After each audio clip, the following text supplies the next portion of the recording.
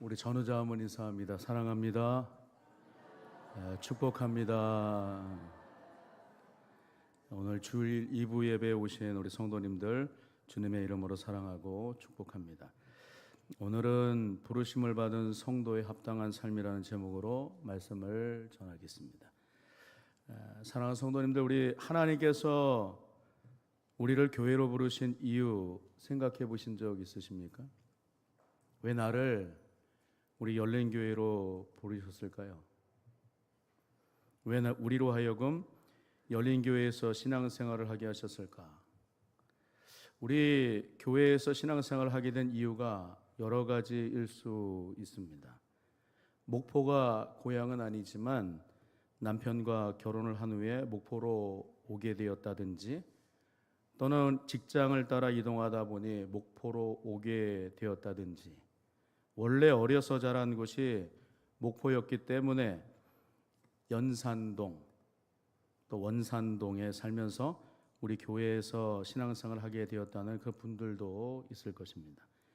또는 우리 교회가 요즘 금요일마다 전도를 하고 있는 것처럼 커피면 커피, 또 매실이면 매실, 또 심지어는 팥빙수까지 만들어 전도하는 것처럼 열심을 다해서 복음을 전하는 분들을 만나서 교회에 나오게 되신 분들도 있을 거예요. 우리 교회 요즘 핫한 이 팥빙수가 있는데, 핫하다 그러면 안 될 것 같은데 시원하다고 얘기해야 될 것 같아요. 그죠? 시원한 팥빙수 50개 한정판으로 팥빙수를 만들어서 나가서 전도합니다. 지난주부터 이 팥빙수를 건네받은 분들의 마음이 성령의 감동하심 가운데 열려서 주님 앞에 나오기를 간절히 기도하는 마음으로 전도 나갑니다. 전도구도 외쳐. 전도구 준비! 할렐루야! 하고 더 크게 해야 되는데,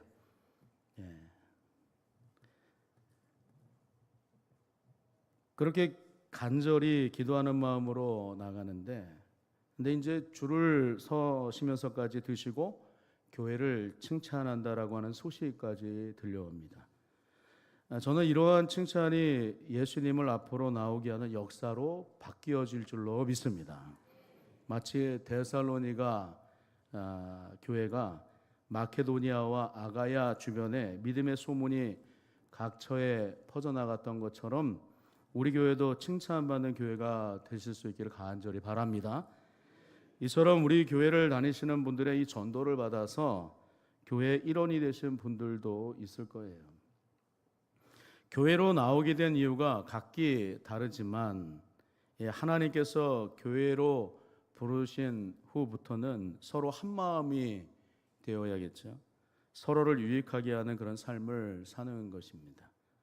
그런 의미 속에서 오늘 에베소 교회를 향해서 말씀하고 있는 바울 사도께서 먼저 오늘 보면 1절에서 이러한 말씀을 하세요. 1절 말씀 한번 읽어볼까요?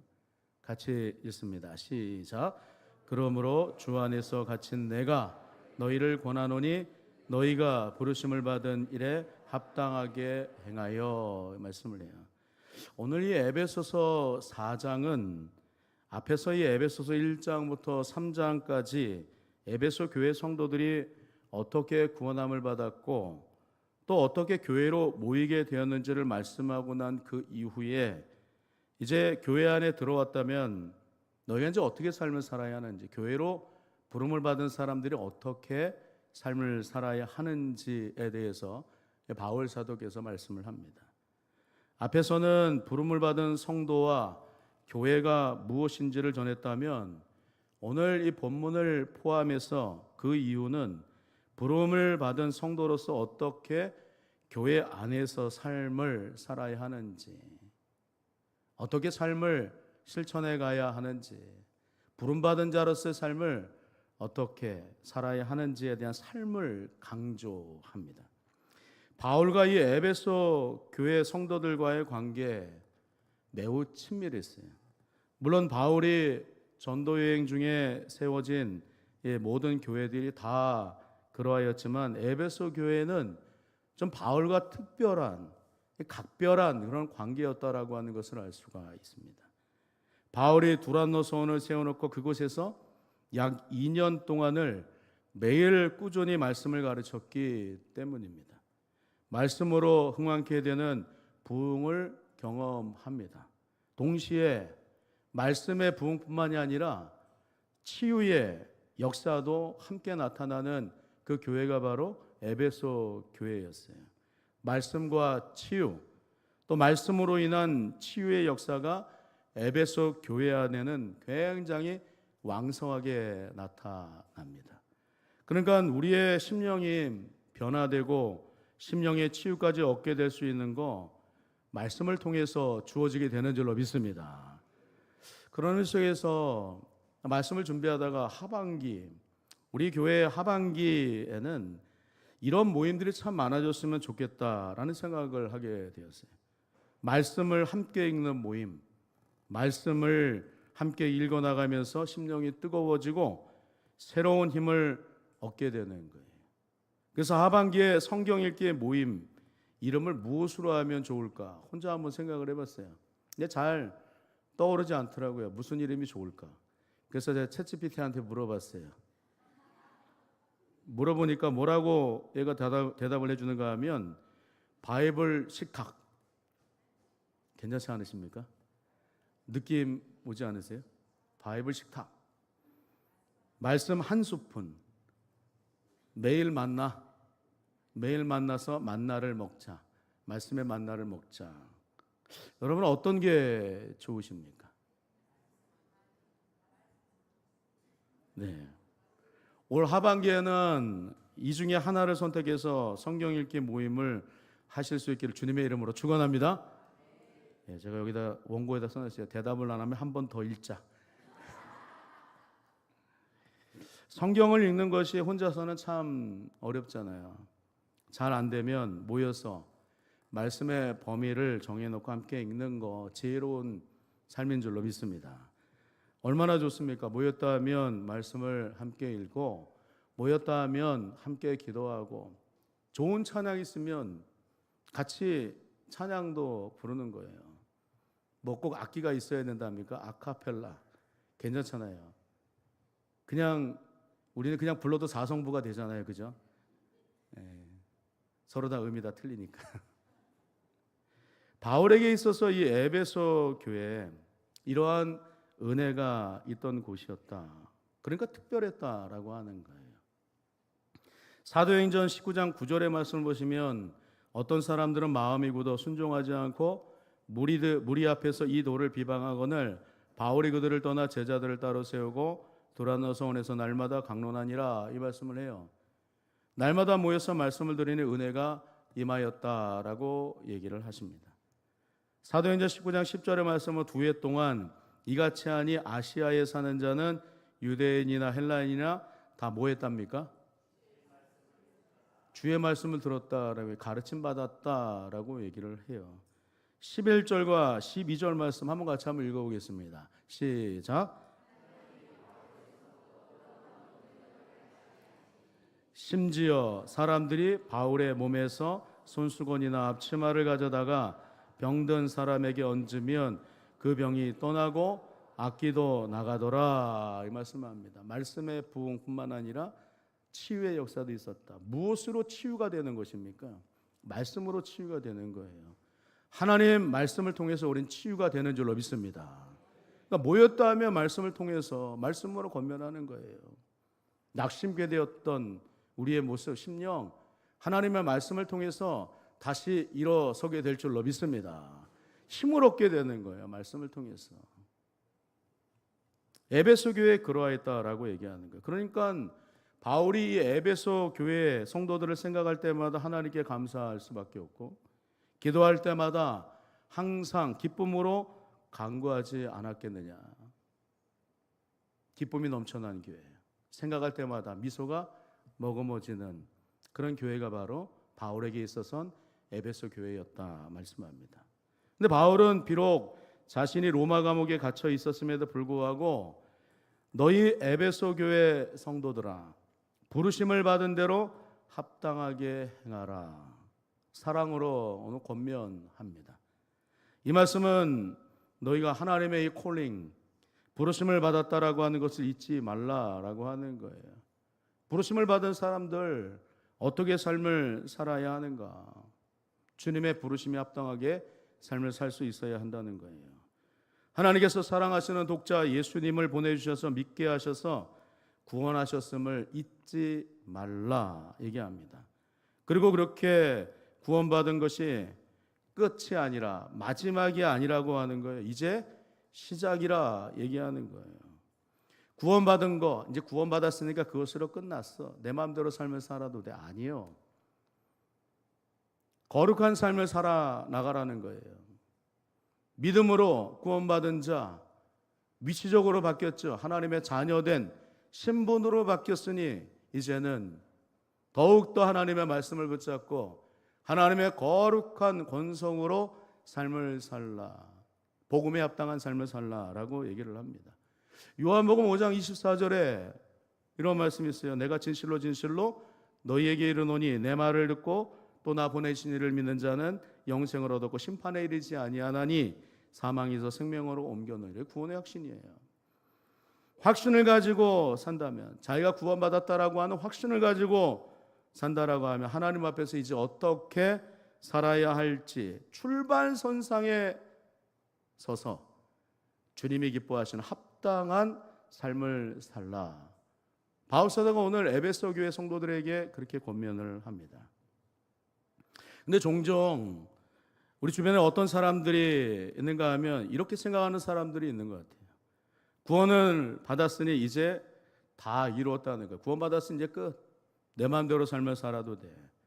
그래서 예수님을 믿는다고 말하는 그 순간부터 자기의 임의대로나 자기의 만족에 따라 삶을 살아도 괜찮다 생각하는 그런 사람들도 있습니다. 미성숙한 거예요. 믿고 난 그 시작과 마지막에 가서만 믿음을 잃지 않으면 된다라고 생각합니다. 성숙하지 못한 거예요. 잘하지 않아도 된다라고 생각하는 거예요. 성장하지 않아도 상관없다라고 하는 것이고 열매가 없어도 된다라고 하는 거, 어린아이와 같은 신앙이라고 말할 수 있습니다. 예수님께서도 마태복음 7장에 너희의 열매로 알리라 하고 말씀하세요. 그러니까 하나님의 나라에 속한 백성들은, 구원함을 받은 사람들, 부르심을 받은 사람들은 합당하게 하나님의 권속으로서 걸맞게 삶을 살라라고 이렇게 당부합니다. 그런데 바울 사도는 부르심을 받고 구원함을 받았다면 구원받은 그 이유를 어떻게 살아야 하는지를 말할 때 오늘 1절 앞서 읽었지만 합당하게 살라라고 말씀을 하십니다. 여기서 이 합당하게라고 하는 말 어떤 의미가 있는가 하면 악시오스라고 하는 단어를 사용해요. 가치가 있다, 또 합당하다, 자격이 있다라는 의미를 담고 있습니다. 이 말은 고대 그리스인들이 저울을 사용하면서 물건을 사고 파는 삶 속에서 공정성을 최고의 가치로 평가하던 그런 문화 속에서 유래된 말이었습니다. 당시 시장에서 물건을 사고 팔 때 양팔 저울 한쪽에 표준이 되는 이 추를 달아놓는 거예요. 금이나 은을 미리 올려놓고 다른 한쪽에는 사고 팔 물건을 올려놓고서 무게를 맞추는 것입니다. 이때 평형을 이루고 무게와 가치가 똑같이 맞아 떨어지는 상태, 이들이 뭐라고 얘기하냐면 악시오스라고 이렇게 얘기했다라고 하는 거예요.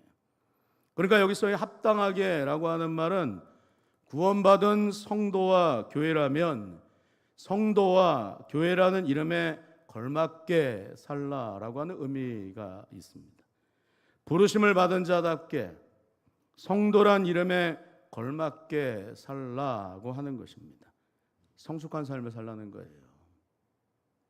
정체되어 있지 말고 쇠퇴하지도 말고 이제 내 마음대로 사는 것이 아니라 하나님의 말씀 앞에서 하나님의 말씀하신 뜻대로 순종하며 삶을 살라는 거예요. 어려움 오면 기도하며 삶을 살라라고 얘기를 하는 거예요.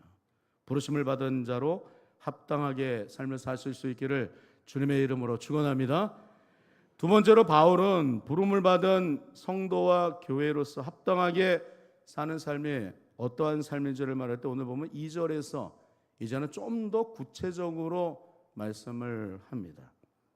모든 겸손과 온유로 하고 오래 참음으로 사랑 가운데서 서로 용납하라, 이 말씀을 해요. 여기서 말하는 이 겸손, 어떤 의미가 있는가 하면 기본적으로 이 사전적 의미를 따져보면 겸손은 자신을 낮추고 타인을 존중하는 태도라고 말합니다. 우월감을 버리라고 하는 거예요.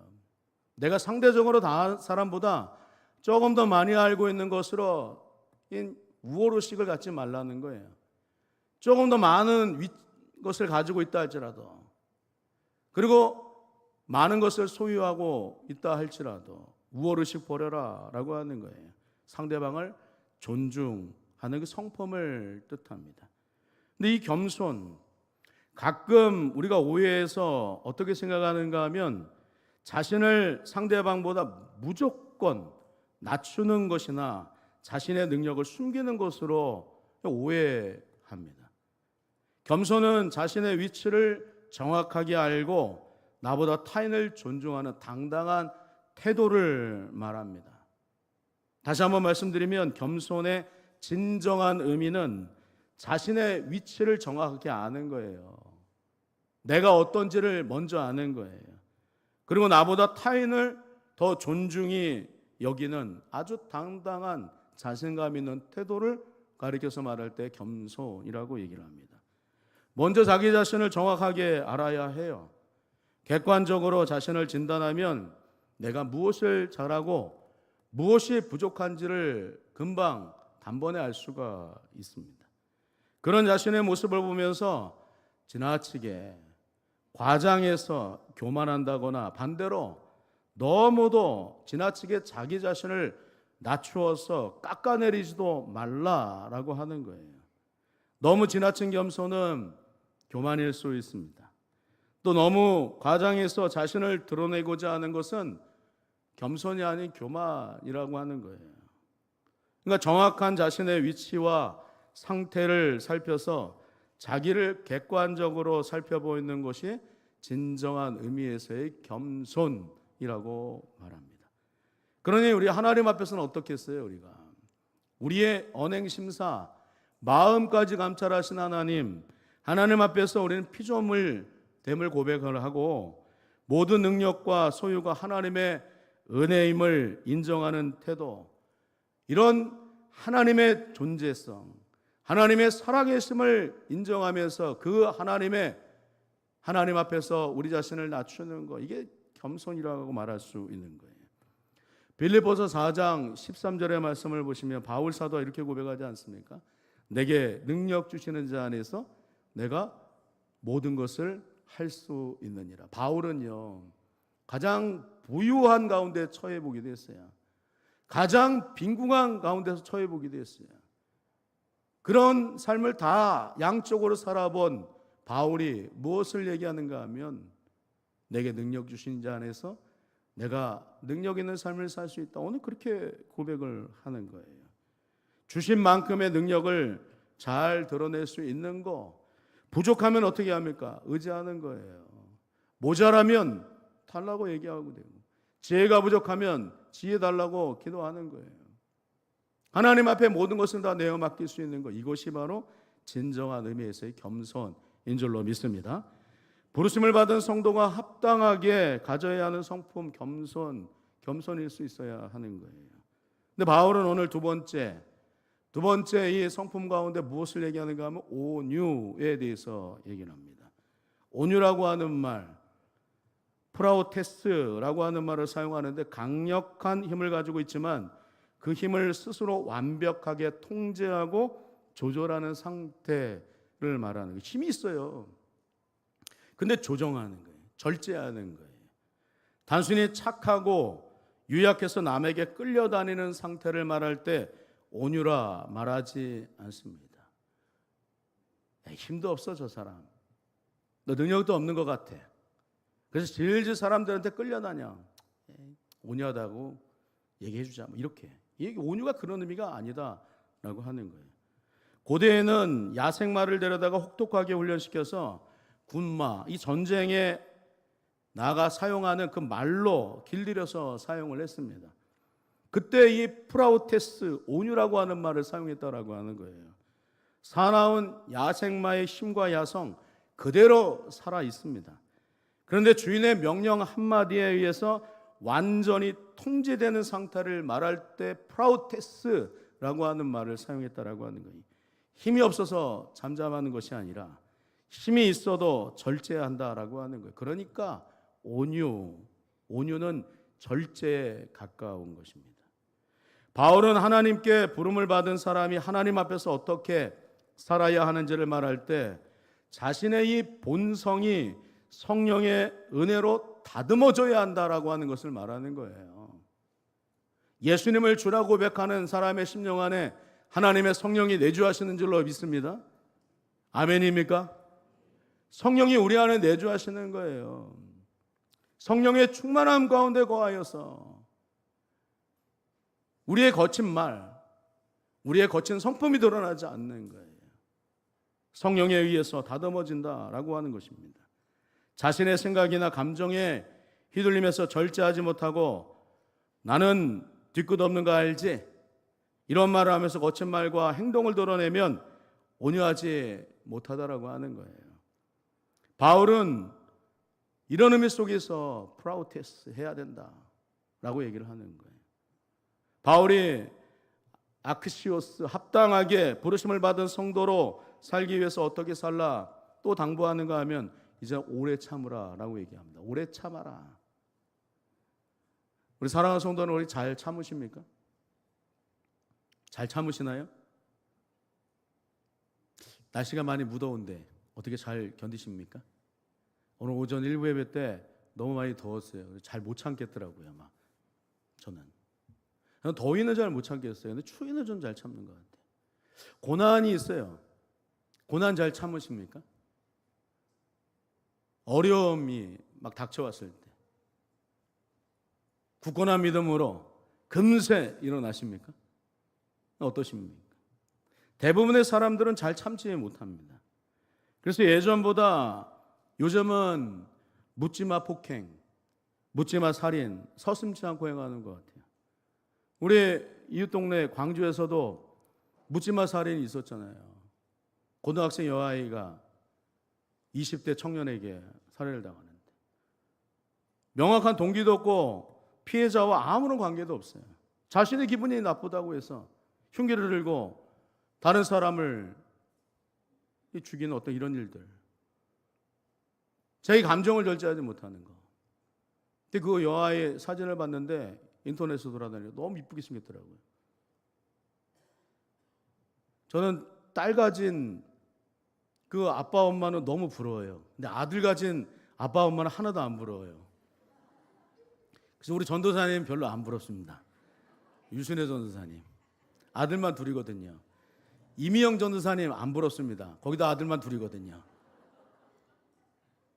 근데 요즘에 딸 가진 성별을 어떻게 알아내서 지난주에 통화를 하다가 우리 김영식 집사님하고 이기현 집사님 성별이 뭐요?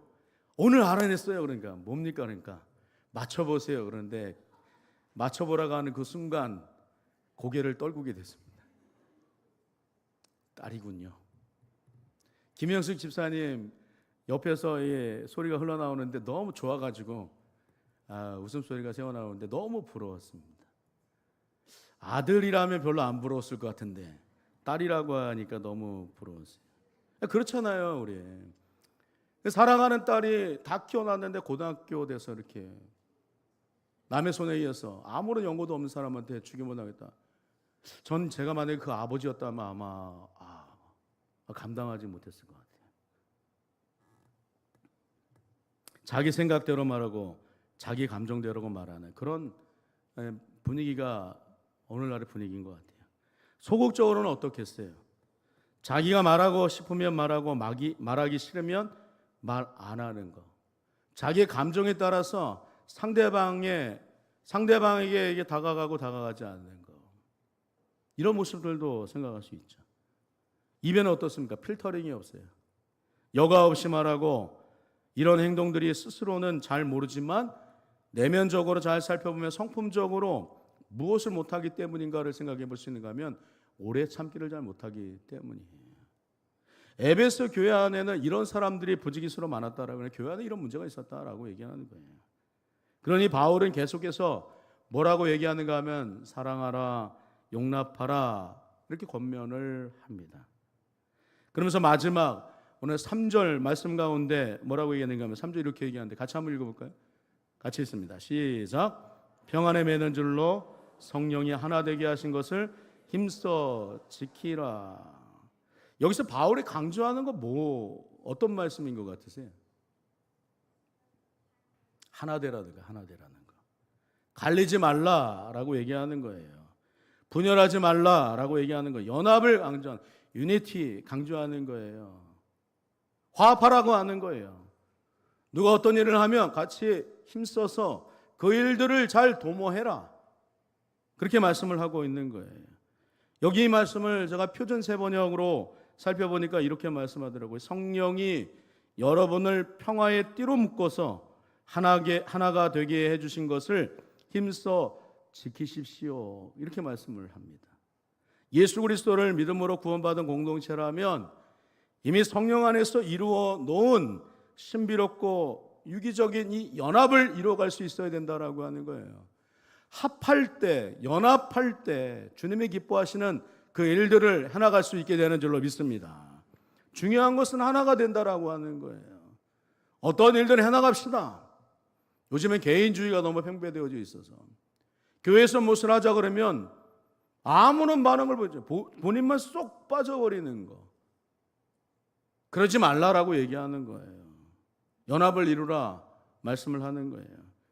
왜 이러한 말씀을 에베소 교회 성도들에게 전하는가 하면 에베소 교회 성도들 십자가의 의미가 무색해질 만큼 서로 많이 격돌하였고 충돌하였기 때문이라고 하는 거예요. 제가 지난주에도 은혜 받았어요. 무슨 은혜를 받았냐? 우리 안수 집사회에서 뭘 한다 그러면 교회 일은 내가 먼저, 우리 회장님 오정환 수사님의 문구를 그렇게 던지더라고요. 교회 일은 내가 먼저. 그렇죠. 주님의 일은 우리 안수 집사회가 먼저 하자.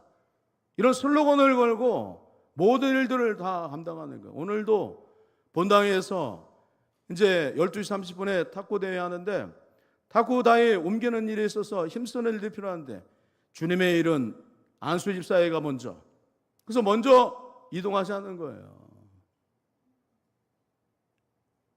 지난번에 쓰레기 박스 갖다 놓고 안수 집사회에서 2번씩이나 엄청난 일들을 하지 않았습니까? 그런 일들은 교회 일은 내가 먼저. 쏙 빠지는 게 아니에요. 개인주의, 자기의 어떤 감정, 자기 마음대로 해가는 것이 아니라 서로 연합하여서 귀한 일들을 감당하는 것. 그런 모습이 우리에게 필요하다라고 하는 거예요. 이러한 화합되지 못하는 모습 에베소 교회뿐만이 아니라 고린도 교회도 그랬어요. 그러니까 에베소 교회의 모습을 들여다본다거나 고린도 교회의 모습을 들여다보면 우리 교회도 보이는 거예요. 무엇이 문제인지. 개인적으로 우리의 심령의 상태가 어떤지도 우리가 다 들여다볼 수 있게 된다라고 하는 거예요. 고린도 교회 요즘에 새벽마다 고린도전서 함께 나누지 않습니까? 벌써 15장까지 왔는데 나는 바울파다, 나는 아볼로파다, 나는 게바파다, 나는 그리스도파다라고 하면서 서로 분쟁을 일삼았다라고 공공연히, 그리고 자기 파에 속한 사람들이 어떠한 잘못된 일들을 해도 다 눈 감아줘 버리는 거예요. 그러지 말라는 거예요. 끼리끼리 유유상종. 어떤 잘못을 보면 다 용서가 돼. 근데 남의 파, 자기와 함께하지 않은 사람들에게 있어서는 아주 작은 그 문제를 놓고 아주 눈덩이처럼 크게 불려가지고 이래서 되겠느냐는 식으로, 그래서 서로 분쟁을 일삼았던 그 교회가 바로 고린도 교회였습니다. 그 고린도 교회를 향하여서 바울 한 성령 안에서 부르심을 받았다라고 하는 거 잊지 말고 하나가 되기를 힘쓰라라고 얘기를 합니다. 오늘 본문 4절의 말씀 한번 보십시오. 4절 한번 같이 한번 읽어보겠습니다. 시작. 몸이 하나요 성령도 한 분이시니 이와 같이 너희가 부르심의 한 소망 안에서 부르심을 받았느니라. 이 말씀으로 덧붙여 얘기를 합니다. 몸도 하나고 성령도 하나이니까 성령 안에서 하나 되게 하신 것을 힘써 지키라, 이렇게 얘기합니다. 교회 공동체가 이럴 때 어떻게 되는가 하면 자란다는 거예요. 성장한다는 거예요. 우리가 말씀을 읽지 않았지만 4장 13절의 말씀 같이 보면 이렇게 얘기합니다. 한번 마지막, 정말 마지막인데 같이 한번 읽어보겠습니다. 시작.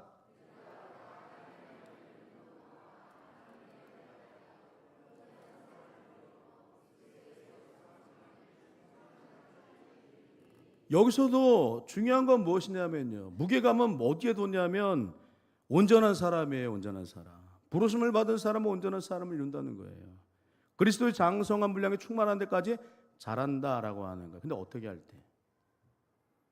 어떻게 할 때는가 하면 하나가 될 때예요. 누구 안에서? 그리스도 안에서.